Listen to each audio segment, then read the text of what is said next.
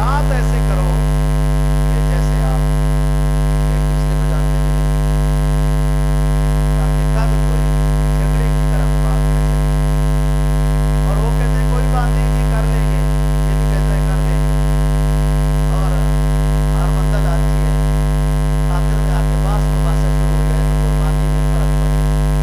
اس لیے پیسے سے پہلے جو بھی معاملہ ہے، لاکھوں روپے کا جانور ہو گیا تو کچھ ہزار کی کسائی کے لحاظ سے اس میں کیا پریشانی ہے، کچھ نہیں ہے۔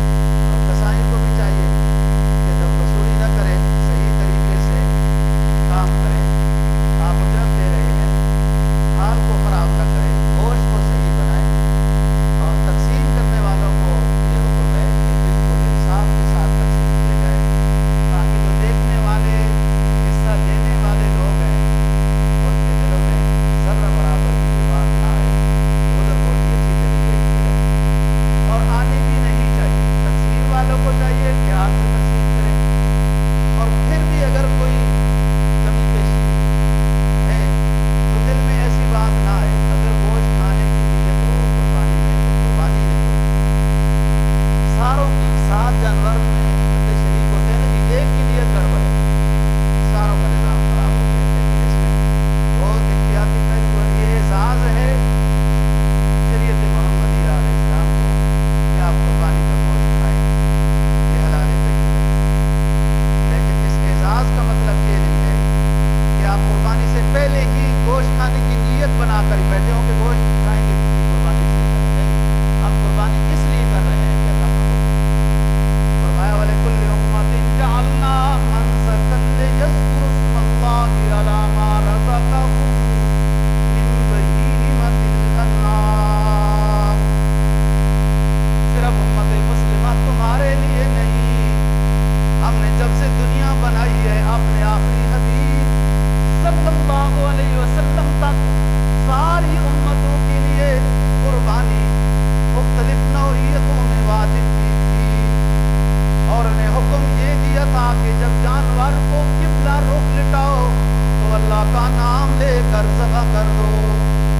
وَلِكُلِّ أُمَّةٍ جَعَلْنَا مَنسَكًا، یہ نسک ہے، عبادت ہے قربانی، شعائر اللہ میں سے ہے۔ وَالْبُدْنَ جَعَلْنَاهَا لَكُم مِّن شَعَائِرِ اللَّهِ، ہم نے یہ قربانیاں تمہارے اوپر واجب کی۔ یہ کتنے بڑے بڑے ہیکل نما جانور، جب تم قربان کے لیے ان کو لٹانا چاہتے ہو تو کتنے آرام سے وہ لیٹ جاتے ہیں۔ یہ ہماری قدرت ہے نا۔ كَذَلِكَ سَخَّرَهَا لَكُمْ لِتُكَبِّرُوا اللَّهَ عَلَىٰ مَا هَدَاكُمْ وَبَشِّرِ الْمُحْسِنِينَ۔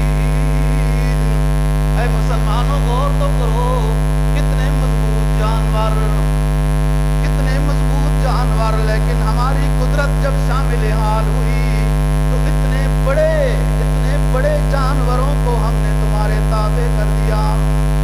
تقویٰ، اللہ کی رضا مقصد ہو قربانی، اور پھر اس کے بعد وہ ایک الگ بات ہے کہ انعام دیے گئے۔ اور اگر کوئی شخص صاحب حیثیت قربانی نہ کر سکا، کوئی مجبوری پیش آئی، صاحب حیثیت تو تھا، پھر اس کی قضا نہیں ہے، اتنے پیسے جتنے کا حصہ بن رہا تھا پھر صدقہ کرنا واجب ہو جاتا ہے۔ جیسے جمعے کی نماز کی قضا نہیں ہے، بہت فضیلت ہے جمعے کی، ایک جمعے سے دوسرے جمعے تک سارے گناہ معاف ہو جاتے ہیں، اور 3 دن مسیح ہو، لیکن جمعہ رہ گیا تو زور ہے۔ عید کی نماز کی بڑی فضیلت ہے،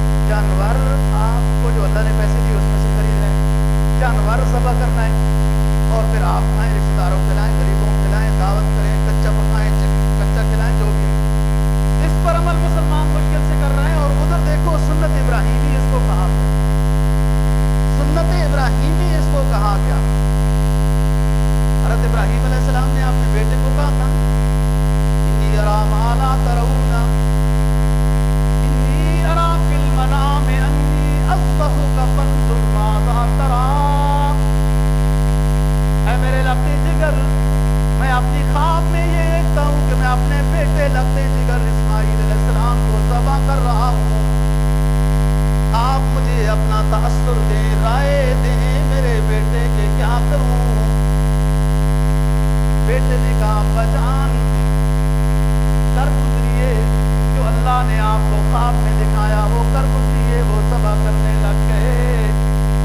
84 साल की दुआओं के नतीजे में अल्लाह ने जो लखते जिगर इस्माइल अलैहिस्सलाम दिया, जब 7 साल का या 9 का होने लगा, बाप की उंगली पकड़ कर चलने लगा, तो अल्लाह ने अपने खलील पर एक और बड़ी आजमाइश डाल दी कि ए मेरे खलील, जिसको 84 साल तक तू मांगता रहा और मैंने दिया, आज मेरे नाम पे ज़बह कर दो। ये फैज़ाने नजर था। इकबाल मरहूम क्या कहता है, ये फैज़ाने नजर था या मकसद की करामत थी, सिखलाए किसने इस्माइल को आदाबे फर्जंदी। 9-10 साल का बेटा नमाज के लिए जगाओ तो अंगड़ाइयां लेने लग जाता है, नमाज और वुज़ू के लिए तैयार नहीं होता। ये कैसा फैज़ाने नजर था और मकतबे पैगंबरी की ये तरबियत थी कि 9 साल का बेटा अपनी जान को कुर्बान करने के लिए तैयार हो गया। ये इम्तिहान था, अल्लाह ने कामयाब किया और वह फदैना हो बिज़िब्हिन अज़ीम। सुन्नत तो इब्राहीमी है, लेकिन अल्लाह का इनाम हम पर क्या है कि आपको बेटा ज़बह करने की जरूरत नहीं। वहां भी ज़बह होते दिखाया था, वो कर दिया और जन्नत से दुम्बा नाजिल कर दिया। ये करें तो इसलिए कोई भी इबादत हो, अगर उसको बोझ समझ कर किया जाए तो वो इबादत नहीं है। कोई भी इबादत हो जब भी खातिर हो, खुशी से हो, अल्लाह का दिया हुआ है, उस रास्ते में दे रहा हो। भाई ज़कात आप देते हैं, खुद नहीं खा सकते। फितराना आप अदा करते हैं ना, खुद नहीं खा सकते। कोई फिदिया, कोई कफ़ारा गलती हो गई, खुद नहीं, वो गरीब कहाँ से? यहाँ अल्लाह का इनाम है, तो कुर्बानी करें, खुद भी खाएं, रिश्तेदारों को भी, और वाजिब भी अदा हो रहा है। और फिर इन अय्याम में मना कर दिया कि कोई रोजा रखेगा तो गुनहगार होगा, वैसे रोजा रखने के सवाब है। मैं ला तसूमू फी हाज़िहिल अय्याम फइन्नहा अय्यामु अक्लिन व शुर्बिन व बा। ईद के दिनों में रोजा मत रखो, रोजा रखोगे तो गुनहगार हो जाओगे। ये मेरी तरफ से मेहमानी के दिन है, कुर्बानियां करो, खाओ, लोगों को भी खिलाओ, अल्लाह का शुक्र अदा करो कि उसने अपने हबीब के सदके हमें ये एजाज बख्शा कि कुर्बानी पहली उम्मतें तो पहाड़ों पर डाल देती थी, आसमानी बिजली जला देती थी। अपने हबीब सल्लल्लाहु अलैहि वसल्लम के सदके अल्लाह ने इस कुर्बानी को उम्मत मुस्लिमा के लिए हलाल तय्यब करार दिया।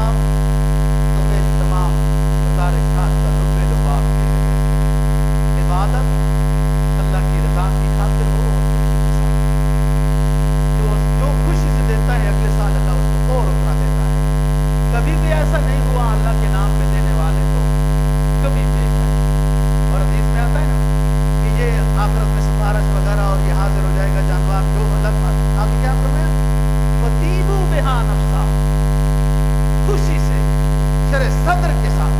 हर इबादत यही है, किसी को दिखाने के लिए नमाज पढ़ी तो नमाज नहीं है, किसी के डर से रोजा रखा तो रोजा नहीं है, लोग क्या कहेंगे इसने कुर्बानी नहीं की, वो कुर्बानी की तो कुर्बानी नहीं है। अल्लाह की रज़ा की खातिर हो, अल्लाह